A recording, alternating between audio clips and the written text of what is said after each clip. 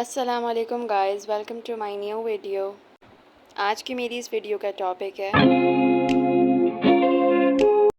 आज की इस वीडियो में मैं आर सॉफ्टवेयर की बेसिक्स चीज़ें डिस्कस करूँगी। बाकी आर सॉफ्टवेयर को हम कैसे इंस्टॉल कर सकते हैं ये मैंने अपनी प्रीवियस वीडियो में ही बताया है, so please check it out. सबसे पहले मैं आपको बताती हूँ कि आर के जो अपने डेटा सेट्स होते हैं हम उनको कैसे यूज़ कर सकते हैं अपने एनालिसिस के लिए। तो डेटा सेट की लिस्ट देखने के लिए हम यहाँ सबसे पहले लिखेंगे डेटा।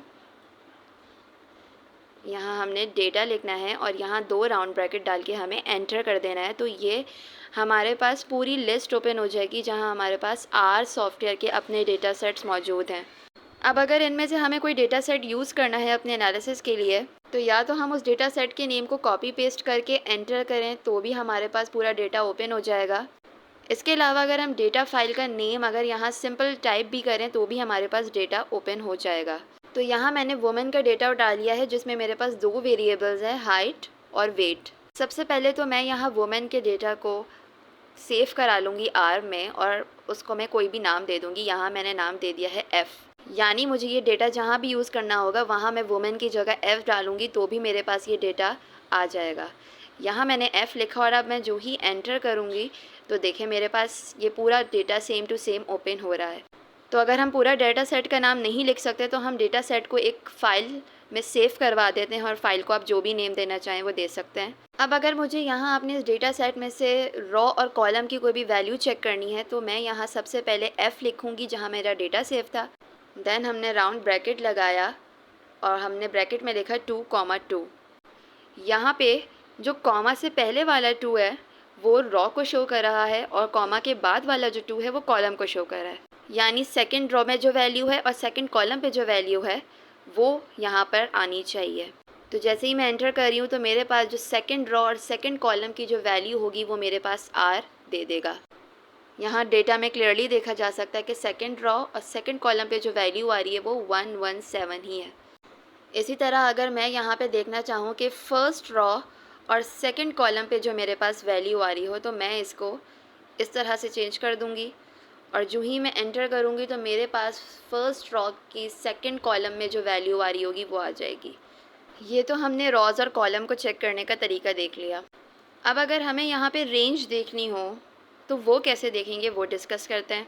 जैसे मैंने अभी बताया कि कॉमा से पहले वाली वैल्यू जो होती है वो रॉ को डिनोट करती है और कॉमे के बाद वाली कॉलम को।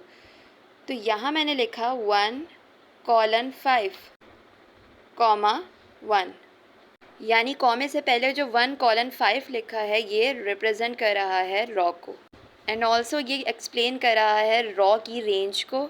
इट मीन्स के 1 से लेकर 5 तक की जो रॉज़ हैं फर्स्ट कॉलम के लिए उसमें जो वैल्यू होगी वो यहाँ पे आ जाएंगी। तो ये हमारे पास वो तमाम वैल्यू आ गई जो 1 से लेकर 5 तक की रॉज़ में लाई कर रही थी और फर्स्ट कॉलम से बिलोंग कर रही थी। इसी तरह अगर मैं देखना चाह रही हूँ कि 1 से लेकर 4 तक की रॉज़ में जो वैल्यूज़ आ रही हैं सेकंड कॉलम के अंदर वो कौन कौन सी हैं तो मैं यहाँ इस तरह से चेक कर लूँगी 1:4, 2। तो ये मेरे पास वो तमाम वैल्यूज़ शो कर देगा जो सेकंड कॉलम में बिलोंग करती हैं।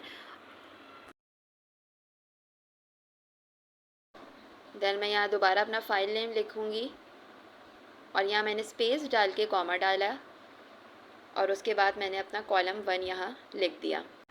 अब यहाँ मैंने रॉ के लिए तो कोई नंबर लिखा ही नहीं, तो स्पेस का मतलब ये है यहाँ पर कि वो तमाम रॉज़ की वैल्यू दिखाएगा फ़र्स्ट कॉलम के लिए।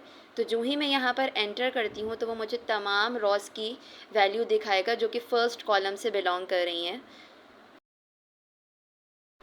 तो ये मेरे पास तमाम रॉज़ की वैल्यू आ गई फ़र्स्ट कॉलम के लिए जो हमारे डेटा में मौजूद थी। इसी तरीके से अगर मैं रॉ के बजाय नंबर ऑफ़ कॉलम की जगह पर स्पेस डालूँ तो वहाँ पे भी सेम यही मतलब होगा कि तमाम जितने भी कॉलम्स हमारे डेटा में होंगे वो तमाम कॉलम्स की वैल्यूज़ वो शो करेगा। तो यहाँ तमाम कॉलम्स के अंदर 5वीं रॉ पे जो वैल्यूज़ आ रही होंगी वो यहाँ पे शो कर देगा।